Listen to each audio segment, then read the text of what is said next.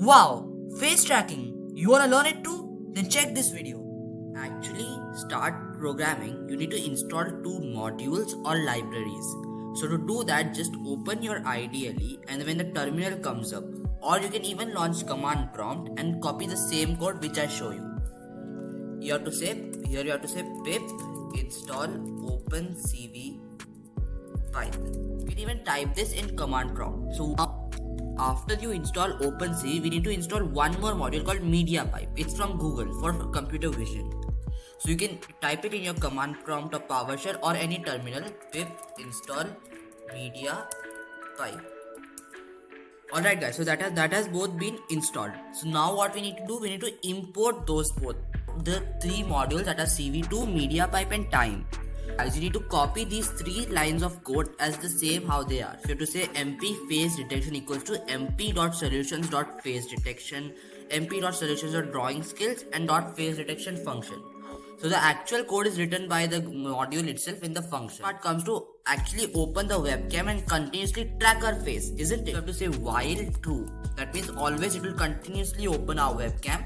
Then we can say access an image equals to cap.read. Okay. Then we can say cv2.im show. This is face tracking. And here we can give the image. Then we can say if cv2.wait key.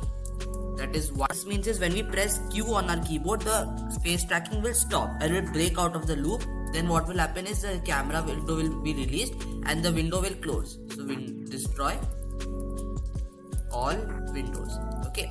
Now this is the part for the webcam to start. Now just to make it track, we need to add two more lines of that to start tracking our face actually. First we need to make our image into a RGB image.